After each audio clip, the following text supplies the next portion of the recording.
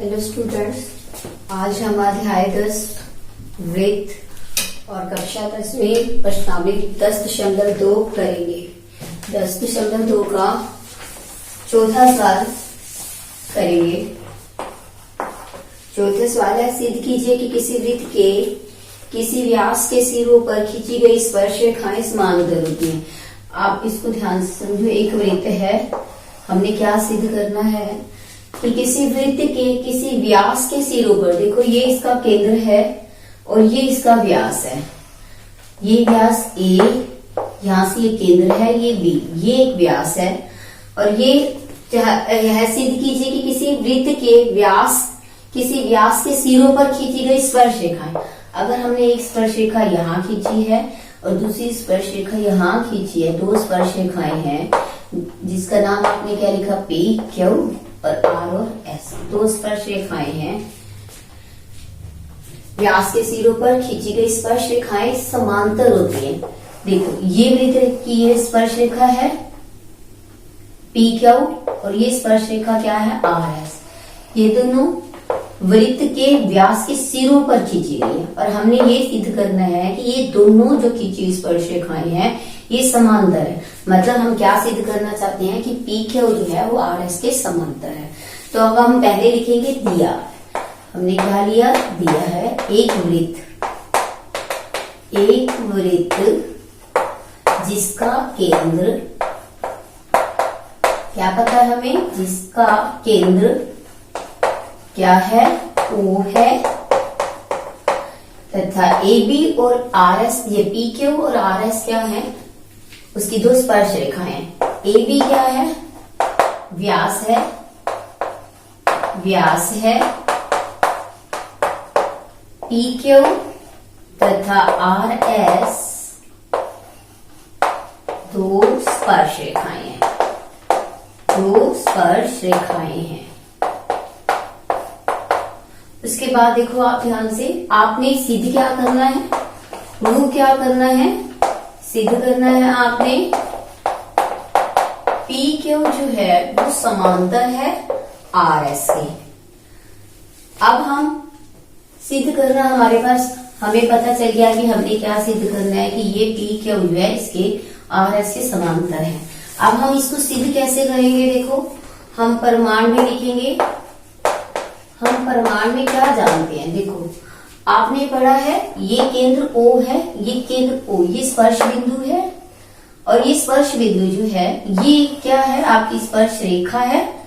आपने पढ़ा था कि केंद्र से जो है जो स्पर्श बिंदु तक जो त्रिज्या जाती है वो स्पर्श रेखा पर क्या होती है, लंब होती है। ये आप पहले परमे में पढ़ चुके हो। इस परमे में आपने बताया था कि स्पर्श रेखा जो है कि जो वृत्त के किसी भी बिंदु पर स्पर्श रेखा जो है स्पर्श बिंदु से जाने वाली त्रिज्या पर क्या होती है, लंब होती है। तो हम इसी का ही प्रयोग करेंगे कि किसी भी, हम जानते हैं कि वृत्त के किसी बिंदु से, या अब आप देखो किसी बिंदु से, ये भी कह सकते हैं जो स्पर्श बिंदु है आपका ए, स्पर्श बिंदु से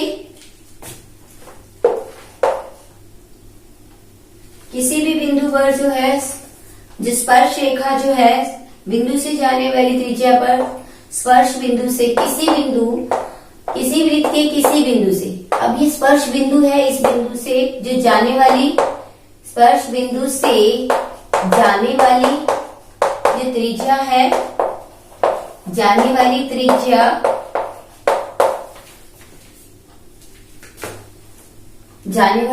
जो क्या है, इस स्पर्श रेखा पर क्या है, स्पर्श रेखा पर क्या है, लंब है, पर लंब है। अब आपको ये पता है ये वाली जो है इसके ऊपर लंब है, तो ये लंब है तो ये कितने डिग्री का कोण बना रही है, 90 डिग्री का। इसका मतलब ओ ए जो है वो किस पर लंब है, पी के ऊपर लंब है। और कौन से बिंदु पर लंब है, ए बिंदु पर लंब है, स्पर्श बिंदु पर। तो ओ ए जो है पी के ऊपर लंब है। इसका मतलब आप ये कह सकते हो कि अगर मैं इसको नाम 1 देती हूँ तो कोण 1 बराबर क्या हो गया, 90 डिग्री। इसी प्रकार आप क्या क्या लिख सकते हो कि ये जो ओ बी है वो किस पर लंब है, आर एस पर लंब है। अगर ओ बी आर एस पर लंब है तो आप क्या लिखोगे, ये वाला कोण जो है आपका, आप मान लो ये भी 90 डिग्री का होगा, कोण 2 बराबर क्या हो जाएगा 90 डिग्री, क्योंकि आपने इसको क्या मानना है, कोण 2 मानना है, इसको क्या मानना है, कोण 1 मानना है। तो इसको हमने नंबर 1 दिया और इसको नंबर हमने 2 दिया। देखो ध्यान से, कोण 1 बराबर कोण 2 क्या है, 90 डिग्री है। ये आपने अभी कहां से लिया है, समीकरण 1 और 2 से। समीकरण क्या लिखोगे, 1 और 2 से। क्या है, कोण 1 बराबर कोण 2 है। और ये है कैसे कोण, एकांतर कोण है। एकांतर कोण है, क्यों है एकांतर कोण, देखो पी क्यू और आर एस 2 रेखाएं हैं, उनको एक भी एक तिर्यक रेखा काट रही है, तो इसलिए कोण 1 बराबर क्या है, कोण 2 एकांतर कोण है, दोनों बराबर है। और हम जानते हैं अगर एकांतर कोण बराबर है तो रेखाएं क्या होती हैं, समांतर होती हैं। तो इसका मतलब इससे क्या पता चलता है, पी क्यू जो है वो आर एस के समांतर है। जो हमने सिद्ध करना है वो हो गया, अतः क्या हो गया, यह सिद्ध है। प्रमाणित है लिख सकते हो, सिद्ध है। आपको समझ आया, आपने क्या किया, एक वृत्त था जिसका केंद्र O था और उसमें 2 स्पर्श रेखाएं ली थी, हमने दोनों स्पर्श रेखाओं को समांतर सिद्ध करना था। ये O A P Q के ऊपर लंब है तो ये 90 डिग्री का कोण बना रहा है, कोण 1 90। इसी तरह से O B भी R S पर लंब है तो ये 90 डिग्री का कोण है। 1 और 2 दोनों क्या है, 90 डिग्री के हैं, और दोनों 90 डिग्री के हैं, लेकिन 2 रेखाएं हैं, उनको एक तिर्यक रेखा ए बी काट रही है, जिसके कारण क्या है, ये एकांतर कोण है। और एकांतर कोण दोनों क्या है, बराबर है। अगर एकांतर कोण बराबर होते हैं तो दोनों रेखाएं क्या होती हैं, समांतर होती हैं। अब आप देखो 5वां सवाल,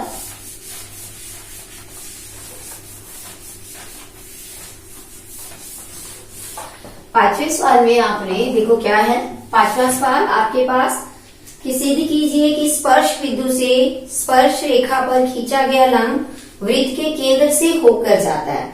सिद्ध कीजिए कि स्पर्श बिंदु से स्पर्श रेखा पर, देखो ध्यान से, एक वृत्त है, ये देखो आपका केंद्र है वृत्त का, आपने इसको नाम दिया O। वो कह रहा है सिद्ध कीजिए कि स्पर्श बिंदु से स्पर्श रेखा पर, ये देखो स्पर्श बिंदु से, ये आपका एक स्पर्श बिंदु है, यहाँ पर एक स्पर्श रेखा है, इसका नाम आपने लिया A और B, एक स्पर्श बिंदु है, स्पर्श रेखा है, और ये यहाँ पर P एक स्पर्श बिंदु है।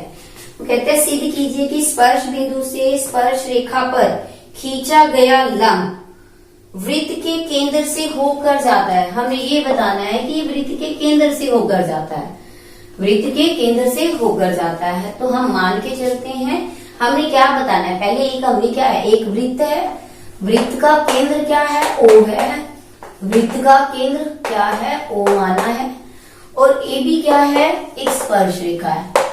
ये क्या है, आपको दिया हुआ है, लिख सकते हो आप, नहीं तो आप डायरेक्ट भी लिख सकते हो। ए बी एक स्पर्श रेखा है, एक स्पर्श रेखा है, ए बी एक स्पर्श रेखा है, पी स्पर्श बिंदु है, तथा पी एक क्या है, स्पर्श बिंदु है, स्पर्श बिंदु है, पी क्या है, स्पर्श बिंदु है। और हमने सिद्ध क्या करना है, हमने सिद्ध करना है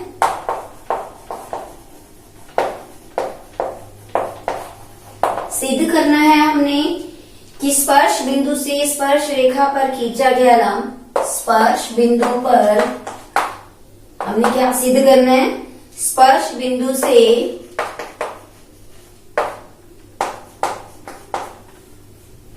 स्पर्श रेखा पर,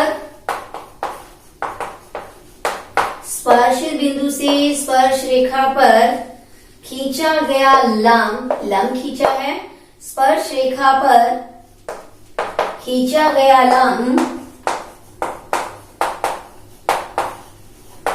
खींचा गया लंब वृत्त के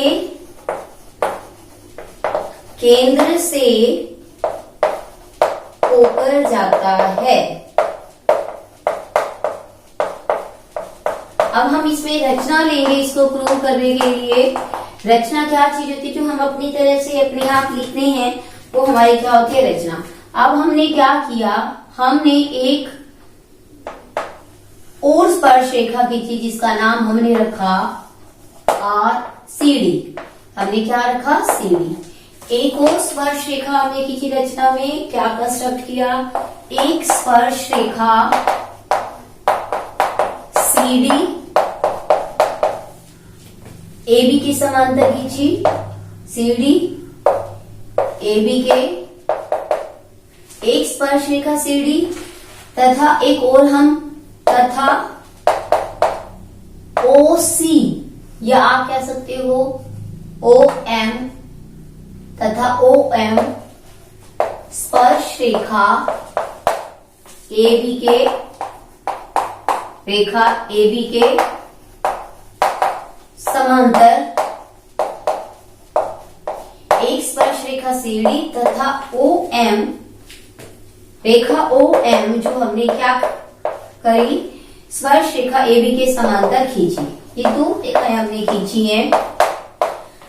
अब देखो, जब हमने इसके समांतर खींची है तो हमने जो परिमाण लेना है, इसका मतलब हम इसमें क्या सिद्ध करना चाहते हैं। अगर ये इसको मान लो ये P था, ये Q बिंदु पर है, तो हम ये सिद्ध करना चाहते हैं कि ये PQ जो है, POQ है, वो आपकी क्या है, एक सरल रेखा है। तो इसका मतलब हम क्या सिद्ध करना चाहते हैं कि ये एक सरल रेखा बन गई, तो ये इसका मतलब ये वाला लंब जो है इसमें से गुजरता है, इसमें से होकर आता है। तो अब हम परिमाण में क्या लिखेंगे, देखो ध्यान से, परिमाण में देखो आप क्या लिखोगे, ध्यान से समझो। परिमाण में आप देखो क्या लिखोगे, आपको पता है स्पर्श बिंदु, जो स्पर्श रेखा पर स्पर्श बिंदु से और जो केंद्र से त्रिज्या जाती है वो स्पर्श रेखा पर क्या होती है, इस पर लंब होती है। तो हम क्या लिखेंगे, केंद्र से स्पर्श बिंदु पर डाला गया जो ये रेखा जाती है, त्रिज्या जो जाती है वो क्या होती है, स्पर्श रेखा पर क्या होती है, लंब होती है। हम जानते हैं, हम क्या जानते हैं, हम जानते हैं केंद्र से स्पर्श बिंदु, केंद्र से स्पर्श बिंदु वाली त्रिज्या स्पर्श रेखा पर क्या होती है, लंब होती है। लंब होती है, ये हमें पता है। अगर ये लंब होती है तो इसका मतलब ये कोण एक जो है ये क्या हो जाएगा, कोण एक बराबर क्या हो जाएगा, 90 डिग्री। आपको पता चल गया, क्योंकि ये लंब है तो ये 90 डिग्री का है। जब ये 90 डिग्री का है, देखो ध्यान से, ये 90 डिग्री का है, चाहे आप इसको बोलो चाहे आप इसको बोलो। अगर आप इसको एक रख देते हो, ये एक हो जाएगा, ये दो हो जाएगा। अगर ये एक है, ये 90 डिग्री है, तो मैं ये कोण निकाल सकती हूँ। मैंने इसको नाम दिया 3, ठीक है, 1 2 3 नाम इसको दिया। तो कोण 1 जमा कोण 3 बराबर क्या हो जाएंगे, 180 डिग्री। क्यों हो जाएंगे, देखो ये एक रेखा है, ये एक स्पर्श एक रेखा, AP एक रेखा है, OM भी एक रेखा है, क्योंकि हमने रचना से इसको दोनों इसको इसके समांतर खींचा था। तो कोण ये OP क्या है, तिर्यक रेखा है, तो कोण 1 जमा कोण 3 क्या हो जाएंगे, 180 डिग्री। क्यों हो जाएंगे, तिर्यक रेखा के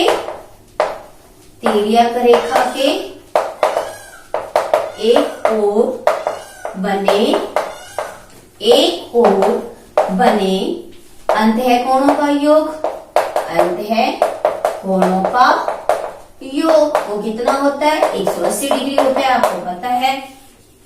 अब देखो, एक तो आपको पता है 90 डिग्री का है, तो कोण 3 का मान क्या आ जाएगा, वो भी 90 डिग्री आ जाएगा। 180 में से 90 को माइनस करोगे, कोण 3 बराबर क्या आ जाएगा, 90। इसी तरह से अगर हम ये लें, ये 4, ठीक है, यहाँ पर अगर कोई कोण है तो वो क्या होगा, 90 डिग्री का। 5 90 डिग्री का है तो 4 भी क्या आ जाएगा, 90 डिग्री का। इसी प्रकार आप क्या लिखोगे, इसी प्रकार कोण 4 भी क्या हो जाएगा, 90 डिग्री का। अगर हम कोण 3 जमा 4 करते हैं तो क्या आ जाएगा आपके पास, 90 जमा 90 180 डिग्री। और जब आपको पता है दो कोणों का योग 180 डिग्री आ रहा है, जो दोनों क्या हैं, इकट्ठे हैं, लीनियर पेयर बना रहे हैं, जो रैखिक युग्म बना रहे हैं, इनका कोण अगर इनका योग अगर 180 डिग्री है तो इसका मतलब वो रेखा क्या है, वो रेखा एक सरल रेखा है। इससे आपको क्या पता चलता है कि पी ओ क्यू अर्थात पी क्यू एक सरल रेखा है, एक सरल रेखा है। इसका मतलब जो आपने सिद्ध करना था, आपने जो सिद्ध करने के लिए लिखा था कि स्पर्श बिंदु से, ये देखो ये स्पर्श बिंदु से डाला गया जो लंब है, ये इसको क्या कर रहा है, पूरा पास कर रहा है, इस केंद्र से, इस व्यास से, वृत्त के केंद्र से होकर जाता है। बिल्कुल आप ऐसे लिखोगे, एक सरल रेखा है, अतः ये सिद्ध है, अतः यह है सिद्ध है कि स्पर्श बिंदु से स्पर्श रेखा पर, स्पर्श बिंदु से स्पर्श रेखा पर, स्पर्श रेखा पर डाला गया लंब वृत्त के केंद्र से होकर जाता है, लंब वृत्त के केंद्र से होकर जाता है। ये सिद्ध हो गया आपका। अब आप देखो अगला छठा सवाल।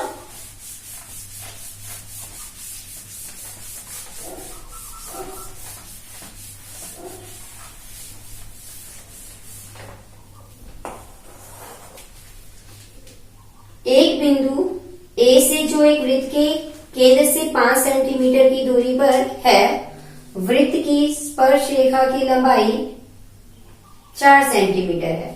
वृत्त की त्रिज्या ज्ञात करो। देखो ध्यान से इस सवाल को, छठे सवाल को। एक केंद्र है आपके पास, एक बिंदु ए से, कोई एक बिंदु ए है आपके पास, देखो ध्यान से, वो कह रहा है एक वृत्त के केंद्र से 5 सेंटीमीटर की दूरी पर एक बिंदु है। यहाँ पर एक बिंदु है, ये 5 सेंटीमीटर की क्या है, दूरी पर है। ध्यान से समझो, ये जो बिंदु है ये 5 सेंटीमीटर की दूरी पर है। कितनी दूरी दी हुई है, 5 सेंटीमीटर। ये आपका केंद्र है, ये क्या है, केंद्र है आपका, और ये एक बिंदु है जो 5 सेंटीमीटर की दूरी पर है। और वृत्त पर स्पर्श रेखा की लंबाई जो है, ये देखो ध्यान से, ये स्पर्श रेखा है और इसकी लंबाई जो है स्पर्श रेखा की वो 4 सेंटीमीटर है। आपने वृत्त की त्रिज्या ज्ञात कर ली है, ये आपकी त्रिज्या है, आपने इसको निकालना है। ये आपने भी माना। अब हमारे पास देखो स्पर्श रेखा की लंबाई क्या है, स्पर्श रेखा की लंबाई क्या दी हुई है आपको, 4 सेंटीमीटर। स्पर्श रेखा की लंबाई मतलब ए भी आपको दिया हुआ है। उसके बाद ओ ए जो है, यानी कि आप कह सकते हो केंद्र से बिंदु ओ की दूरी दी हुई है, बिंदु ए की दूरी दी हुई है, केंद्र से बिंदु ए की दूरी ओ ए जो है आपके पास कितनी है, 5 सेंटीमीटर। समझ आया आपको। अब आपने निकालना क्या है, त्रिज्या निकालनी है, त्रिज्या आपने निकालनी है, और वो है क्या आपके पास, ओ भी, ये आपने निकालनी है। अब आप जानते हो, क्योंकि हमें पता है, हम क्या जानते हैं, केंद्र से स्पर्श बिंदु पर जो है, केंद्र से स्पर्श बिंदु पर जो डाला गया लंब है वो स्पर्श रेखा, केंद्र से जो बिंदु, स्पर्श बिंदु पर जो त्रिज्या होती है वो स्पर्श रेखा पर क्या होती है, लंब होती है। तो वही है, स्पर्श बिंदु से स्पर्श रेखा पर खींचा गया जो क्या होता है, लंब होता है। अब हम यही चीज यूज करेंगे, यही हम यूज करेंगे कि केंद्र से स्पर्श बिंदु वाली त्रिज्या क्या होती है, स्पर्श रेखा पर लंब होती है। स्पर्श रेखा पर क्या है, लंब होती है। ठीक है। अब ये यहाँ पर ये लंब है तो ये 90 डिग्री का कोण है, इसका मतलब ओ ए बी क्या है, एक समकोण है। इसलिए OAB एक समकोण त्रिभुज है, समकोण त्रिभुज है। और आपको पता है जो समकोण त्रिभुज है उसमें हम क्या करते हैं, पाइथागोरस सूत्र लगाते हैं। तो हम समकोण त्रिभुज OAB में क्या करेंगे, पाइथागोरस सूत्र का प्रयोग करेंगे। अब हम लिखेंगे समकोण त्रिभुज, समकोण त्रिभुज OAB में कर्ण का वर्ग क्या होगा, आधार का वर्ग प्लस में लंब का वर्ग। कर्ण आपके पास कितना है, 5 है सेंटीमीटर। आधार आपके पास कितना है, 4 सेंटीमीटर है। लंब आप निकालना चाहते हो।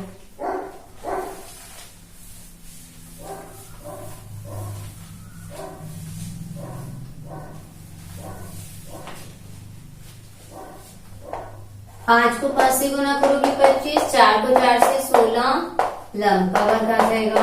अब देखो 16 को इधर लेके जाओ, यहाँ से आपके पास क्या रहेगा, लंब का वर्ग। 25 में से 16 माइनस करो, आपके पास 9 आ गया। देखो ध्यान से, 5 को 5 से 25, 4 को 4 से 16, 15 में से आपका 6 माइनस हुआ तो आप क्या लिखोगे, 9। और यहाँ 1 में से लंब का वर्ग आ गया आपके पास। देखो ये इसको आप देख सकते हो 3 का वर्ग, और यहाँ पर आपके पास क्या है, लंब का वर्ग। देखो y से y कैंसल, बराबर आपके पास क्या आ गया, 3 सेंटीमीटर। इसका मतलब देखो आप ध्यान से, आपके पास क्या आया, 3 सेंटीमीटर। तो वृत्त की त्रिज्या क्या आई आपके पास, उत्तर में क्या लिखोगे, वृत्त की त्रिज्या 3 सेंटीमीटर। वृत्त की त्रिज्या आप क्या लिखोगे, 3 सेंटीमीटर। प्रश्नावली 10.2 अध्याय 10 वृत्त कक्षा 10वीं। अब हम 7वां सवाल कर रहे हैं। आज हम 7वां सवाल देखो ध्यान से। 7वें सवाल में क्या है, दो समकेंद्रीय वृत्तों की त्रिज्याएं, एक 5 सेंटीमीटर और एक 3 समकेंद्रीय मतलब दोनों का केंद्र एक है। एक बड़ा वृत्त है और एक उसके अंदर छोटा वृत्त है, लेकिन दोनों का केंद्र क्या है, एक ही है। ये दोनों का क्या है, केंद्र है, छोटे वृत्त का भी और बड़े वृत्त का भी। और छोटे वृत्त की त्रिज्या आपको दी हुई है 3 सेंटीमीटर, ये आपको दी हुई है 3 सेंटीमीटर, और बड़े वृत्त की त्रिज्या आपको दी हुई है 5 सेंटीमीटर।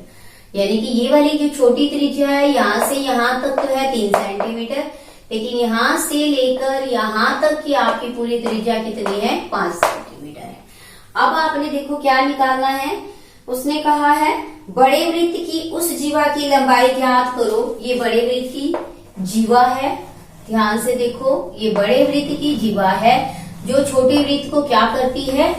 उसने कहा है बड़े वृत्त की जीवा की लंबाई, ये बड़े वृत्त की जीवा है, लंबाई ज्ञात करो जो छोटे वृत्त को स्पर्श करती है। देखो ध्यान से, जो छोटे वृत्त को क्या करती है, स्पर्श करती है। ध्यान से समझो आप, ये आपके पास क्या है, जो छोटे वृत्त को स्पर्श कर रही है। अब हम ये मानते हैं कि बड़े वृत्त की क्या है, जीवा है। ओ, ये ए भी बड़े वृत्त की जीवा है, और ये देखो ओ, इसको नाम दो पी, इसको नाम दिया ओपी। ये ओपी छोटे वृत्त की त्रिज्या है और ओ ए जो है वो बड़े वृत्त की त्रिज्या है। आप ये मान के चलो कि ये 5 सेंटीमीटर, इस तरह से लिखोगे तो आपको ज्यादा अच्छे से क्लियर होगा। देखो ध्यान से, आप इसको लिख दो 5 सेंटीमीटर, ये पूरी ओ ए, इसको लिख लो 3 सेंटीमीटर, जो आपको दिया हुआ है 3 सेंटीमीटर। अब आपके पास छोटे वृत्त की त्रिज्या क्या है, देखो छोटे वृत्त की त्रिज्या आपके पास क्या है, देखो ध्यान से, छोटे वृत्त की त्रिज्या आपके पास है 3 सेंटीमीटर, और वो है क्या, ओ पी।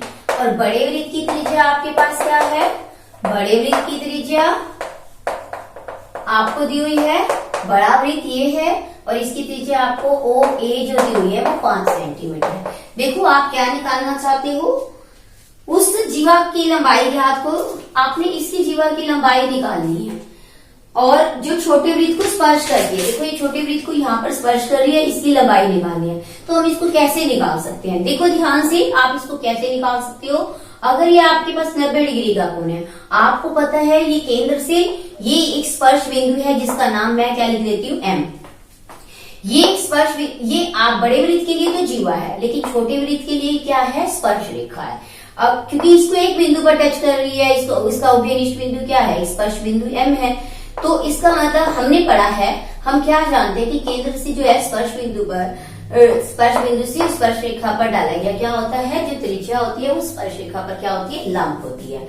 तो ये हम सब जानते हैं, ये हमारे प्रमेय अनुसार हमारे को पता है कि ये इस पर क्या है, लंब है। अब स्पर्श रेखा पर लंब है तो इसका मतलब ये कोण, आप ये मानते हो कि ये OM जो है क्या है, AB पर क्या है, लंब है। लंब है तो कोण M क्या हो जाएगा आपका, 90 डिग्री हो जाएगा। इसका मतलब AOM क्या हो जाएगी, त्रिभुज AOM क्या बन जाएगी, एक समकोण त्रिभुज है, समकोण त्रिभुज है।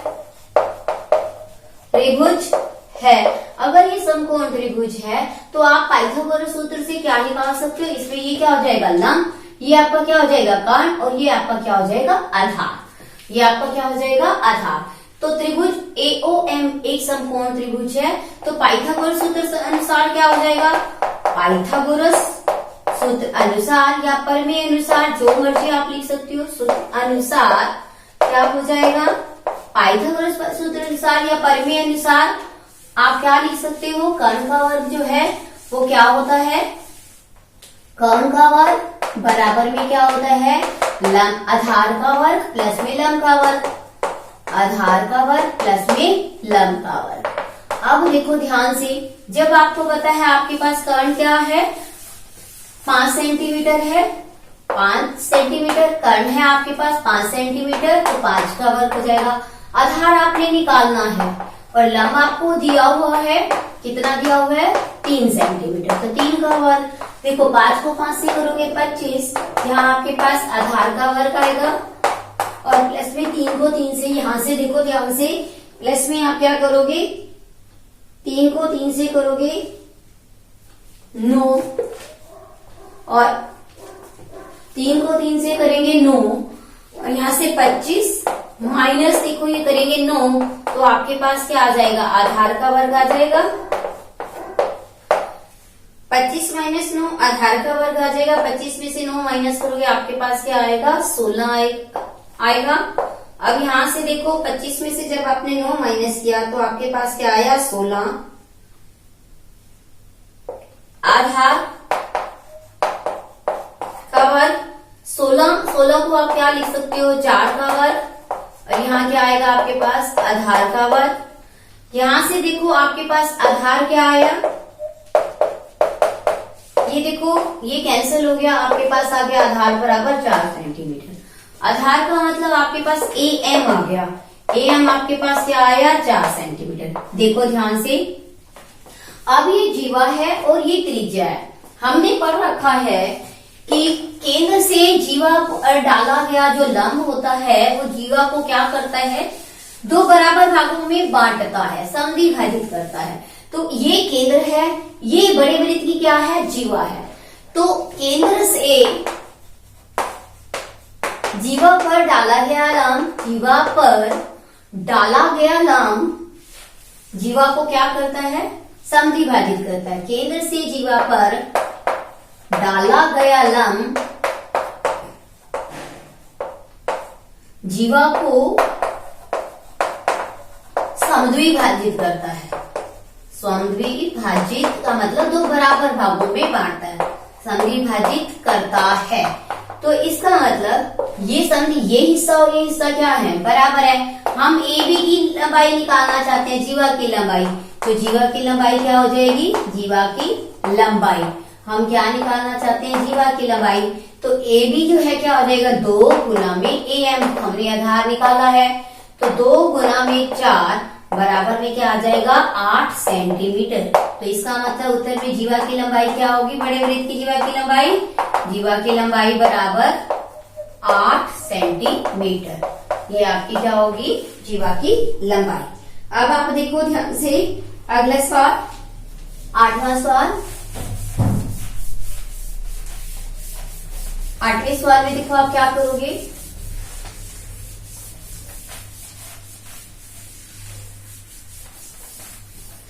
आठवां सवाल आपके आपके पास आकृति दी हुई है एक वृत्त के परिगत, परिगत का मतलब उसके चारों ओर एक चतुर्भुज ABCD खींचा गया है और आकृति आपको दी हुई है 10.12। देखो ये वृत्त है, एक वृत्त है, इसके चारों तरफ एक स्पर्श रेखा देखो इस तरह से है। वो कह रहा है वृत्त के परिगत एक चतुर्भुज है, परिगत एक चतुर्भुज है, ये एक चतुर्भुज है, देखो ध्यान से, ये एक होगी, यहां से आपके पास एक इस तरह से है और ये देखो ध्यान से, फिर आगे आगे देखो यहां से भी ये क्या है, स्पर्श रेखा है, ये जा रही है, देखो ध्यान से। अभी आप इसको बनाओ पहले, ये आपकी एक स्पर्श रेखा इस तरह से जा रही है, एक आपकी स्पर्श रेखा ये इस तरह से है, चार भुजाएं हैं, चतुर्भुज खींची हुई है, आप देखो ये, और इसी तरह से देखो यहाँ पर भी है आपकी, ये आपकी एक दूसरी स्पर्श रेखा जा रही है यहां से,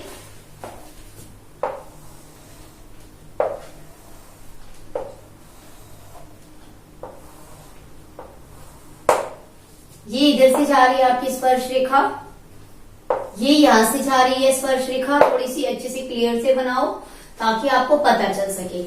ये यहां से इसकी स्पर्श रेखा है, देखो ध्यान से, और ये यहां से जा रही है, ये इधर से है।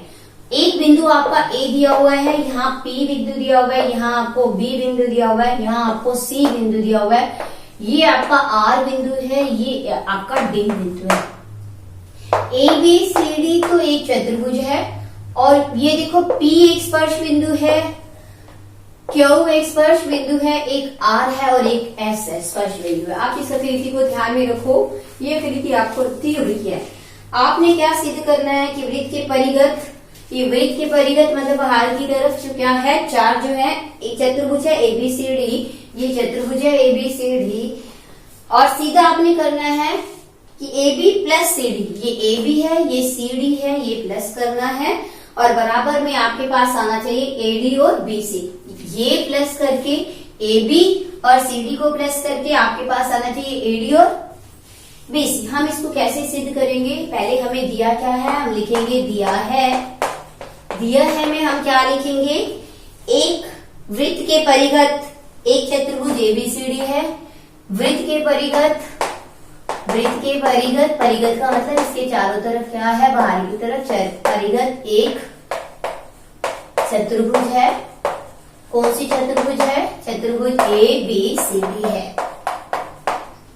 अब आपने सीधे क्या करना है, सिद्ध करना है, देखो ध्यान से, सीधा आपने क्या करना है कि AB जो है प्लस में क्या है, CD है, और बराबर में आपके पास क्या है, AD है, प्लस में BC है, ये सिद्ध करना है।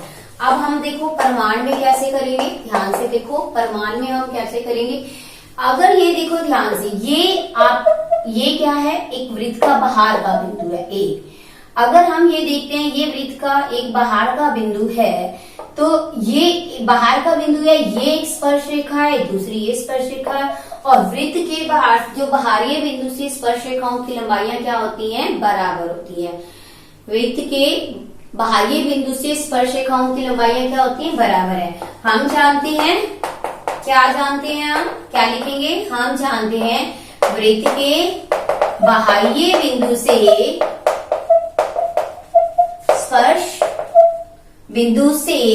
स्पर्श रेखाओं की लंबाइयां क्या होती हैं, बराबर होती हैं। बाह्य बिंदु से स्पर्श रेखाओं की लंबाई क्या होती है, बराबर होती है।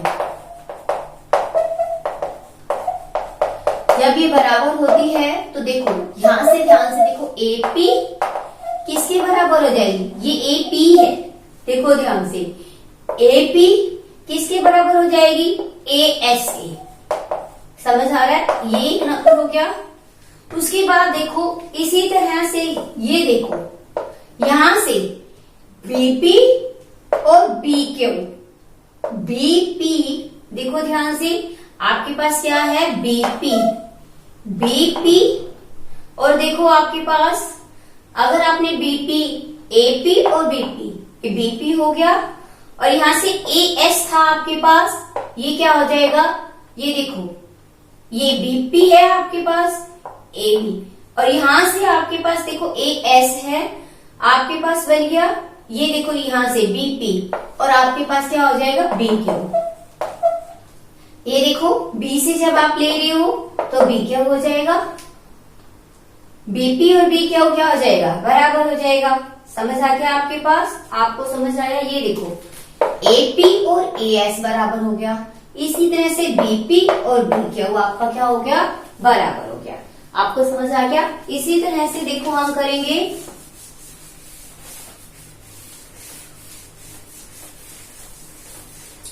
अब आपके पास ये क्या आया, नंबर 2। अब हम तीसरा बिंदु लेंगे सी। सी से अगर हमने बनाना है, देखो ध्यान से, सी आर, देखो आपके पास क्या आएगा, सी आर, ये भी तो एक स्पर्श बिंदु, ये भी एक क्या है, बाहर का बिंदु है, तो सी आर जो है किसके इक्वल हो जाएगा, सी क्यू के। देखो ध्यान से, सी क्यू के। इसी तरह से अगर हम डी एस लेते हैं तो हमारे पास क्या आएगा, देखो ध्यान से, अब हमने लेना है, हमारे पास क्या आएगा, डी आर, और आपके पास क्या आ जाएगा, डी एस भी क्या है। पहले ये बिंदु लिया, एपी और बीपी हो गया, एपी और एएस हो गया, फिर बी वाला बाहरी बिंदु लिया तो बीपी और बी क्यू हो गया, फिर हमने सी वाला बिंदु लिया हमारे पास तो सी आर हो गया और सी क्यू हो गया, फिर हमने डी वाला बिंदु लिया तो हमारे पास क्या आ गया, डी एस, और हमारे पास क्या आ गया, डी आर और डी एस। तो इसी तरह से अब आप देखो, अब ये नंबर 3 आ गया और ये नंबर 4 आ गया। 1, 2, 3 तथा 4 को जोड़ने पर समीकरण कौन कौन सा है, समीकरण हमारे पास 1 है, 2 है, 3 है और 4। अगर हम जोड़ते हैं तो देखो एपी प्लस क्या हो जाएगा, बीपी, इसी तरह से C R plus D R हो जाएगा, और यहां से अगर आप करते हो तो ए एस है, प्लस में क्या हो जाएगा, ये देखो ए एस है, और यहां से बी क्या हुआ आपके पास, ध्यान से देखो आप, यहां से आपके पास प्लस में क्या है, सी क्या हुआ है, प्लस में डी एस है। अब यहां से पी वालों को इकट्ठा किया, एपी प्लस बीपी, ये में लिखा, इसी तरह से ये आर वालों को सी आर और डी आर, इसी तरह से आप देखो यहाँ पर आप एस वालों को इकट्ठा करो, A S plus D S, और इसी तरह से क्यू वालों को इकट्ठा करो, बी क्यू प्लस में सी क्यू। हमने इकट्ठा कर लिया इनको। अब देखो एपी प्लस बीपी क्या बनता है, ए बी बनता है। यहां से देखो सी आर आपके पास देखो सी आर है और डी आर है, इनको प्लस करके आपके पास क्या बनता है, सी डी। ए एस और डी एस को कलेक्ट करोगे तो इकट्ठा क्या बनेगा, ए डी। बी क्यू और सी क्यू को कलेक्ट करोगे तो आपके पास क्या बनेगा, बी सी। यही आपने सिद्ध करना था, A B plus A D बराबर में है A D plus B C, अतः यह क्या है, सिद्ध है। समझ आया आपको ये वाला प्रश्न। अब आप देखो